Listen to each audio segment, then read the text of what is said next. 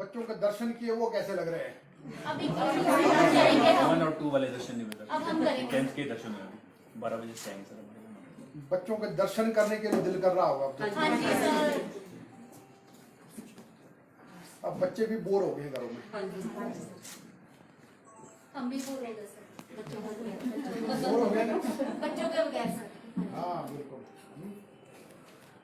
और आपके online education देने के क्या एक्सपीरियंस रहे, बता दो ना कोई एक दो। हर घर पाठशाला में पढ़ाते रहे ना आप सब, कोई किसी के अनुभव है कि कैसा लगा?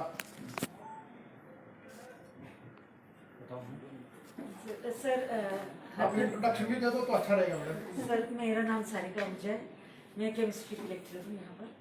सर हर घर पाठशाला में लेक्चर बनाने के लिए हमें काफ़ी मेहनत करनी पड़ती थी। जिस तरह से जैसे स्कूल की हम लोग ब्लैक बोर्ड पे पढ़ाते थे, एक ही बार लेक्चर तैयार किया। उसमें ऐसा था कि पहले हम लोग स्लाइड्स बनाते थे, मतलब घंटों बैठ के कंप्यूटर पे, फिर उसमें वीडियो को उसको फिर स्लाइड्स को वीडियो में कन्वर्ट करना। सर फिर वीडियो में कन्वर्ट करने के बाद उसमें वॉइस दोबारा डालना, वो मिनट्स अपने सेकंड्स अरेंज कर करके।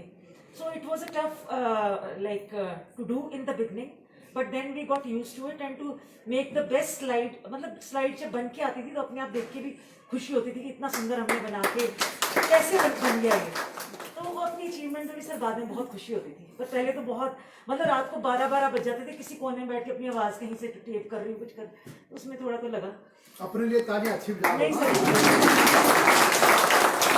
और सर जो बच्चों को हम लोगों ने गूगल मीट और जूम पे पढ़ाया है, तो वो भी सर आगे आइए।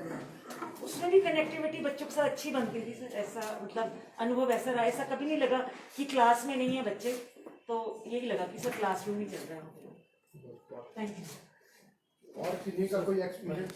हाँ बताइए। विनोद सूद लेक्चरिंग मैथमेटिक्स। सर हर घर पाठशाला के माध्यम से जो वीडियो आती है हम क्लासरूम में पढ़ाते हैं, उसी वक्त तक बच्चों के पास अवेलेबल होता है, जब तक बच्चे क्लासरूम में और जो बच्चों ने पिकअप कर दिया, नोट कर दिया वो। लेकिन हर घर पाठशाला के माध्यम से जो वीडियो जाती है फॉर एवर बच्चों के पास, ये सबसे बड़ा और बताएं अपना एक्सपीरियंस, छुट्टियों का एक्सपीरियंस कैसा रहा और बच्चों के बिना कैसा लगा? कोई भी कह सकता है, अच्छा लगेगा। सर मेरा नाम जोगिंदर कुमार, लेक्चरर फिजिक्स। जिस दिन क्लास में लगे उस दिन लगता था कि दिन नहीं गया। बिना बच्चों के बहुत मतलब ऐसे अनकम्फर्टेबल फील होता सर। क्लास लेके बहुत खुशी मिलती थी सर।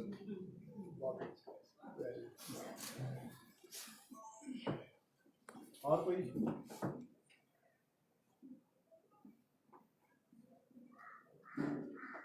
क्योंकि कोई नहीं बोल रहे। चलिए बहुत अच्छी बात है। देखिए आप सबने हर पाठशाला में जो मेहनत की है वो बहुत जबरदस्त है। और मुझे भी लगता है कि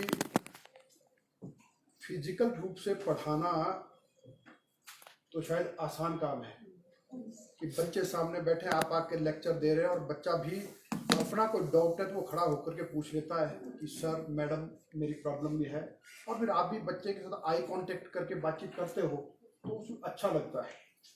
लेकिन ऑनलाइन एजुकेशन देना कोई इतना आसान काम नहीं था।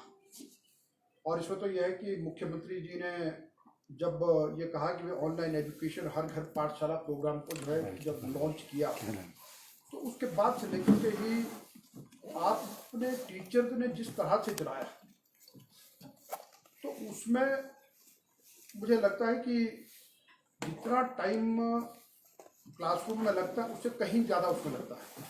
भाई मैडम सारिका ने बताया कि जी हमको वीडियो तैयार करना, फिर उसमें अपनी वॉइस को चेक करना, फिर उसके बाद जो उसको अपलोड करना, फिर जाके बच्चे तक जाएगी।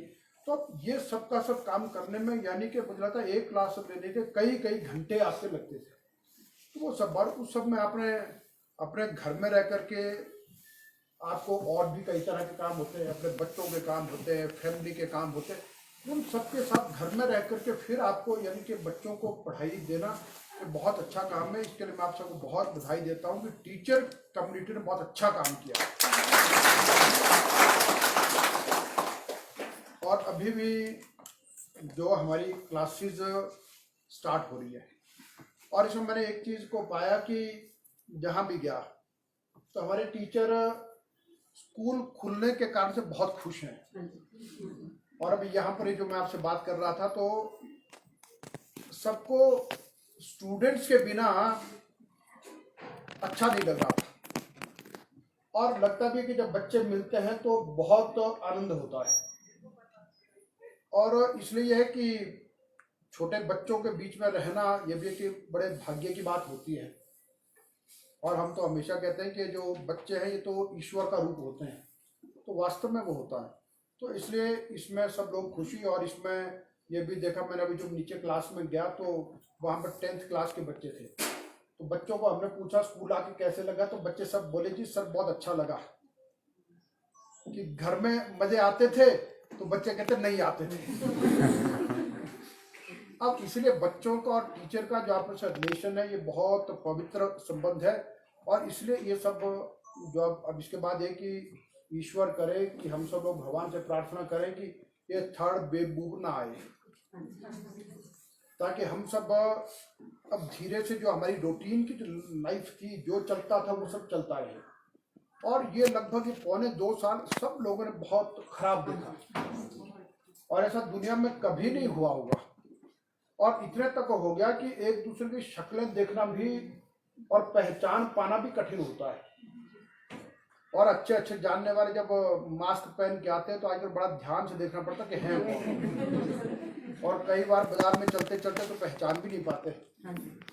और फिर हम तो पॉलिटिकल लोग हैं, हम पर तो नजर सबकी ज्यादा रहती कि मास्क उतरा तो क्यों उतरा है। अभी हमने भी फाइनल किया था कि भाई स्कूल में जा रहे हैं, स्कूल में मास्क नहीं उतारेंगे, लेकिन मुझे लगा कि बात करते हो तो उतार ही देता हूँ। 2-4 लोग जरूर कमेंट करेंगे कि मंत्री जी बाकी सब टीचर के पास तो लगे, आपका मास्क कहाँ गया। लेकिन उतरा सा मैं मेंटली प्रिपेयर्ड हूँ। लेकिन ये कि अब ये सब का सब, तो इसलिए सब लोगों के साथ मिलकर के आज मैं वैसे ही विधानसभा भी आज हमारी है, तो मैंने कहा ये लालपानी स्कूल बहुत पुराना स्कूल है, तो एक बार आप सबसे मिलके। तो यार टोटल स्टाफ कितना, टीचिंग कितने हमारे टोटल टीचर्स? 65। और नॉन टीचिंग के? नॉन टीचिंग के 10 है। चलिए ठीक। अच्छा एक और बात मैं वैसे ही करूंगा आपसे, बाकी मेरा कोई और इशू नहीं, मैं तो जस्ट आप लोगों से मिलने के लिए आया, बाकी कुछ नहीं। आज ना कोई स्पीच करना ना कुछ है, बस एक बात।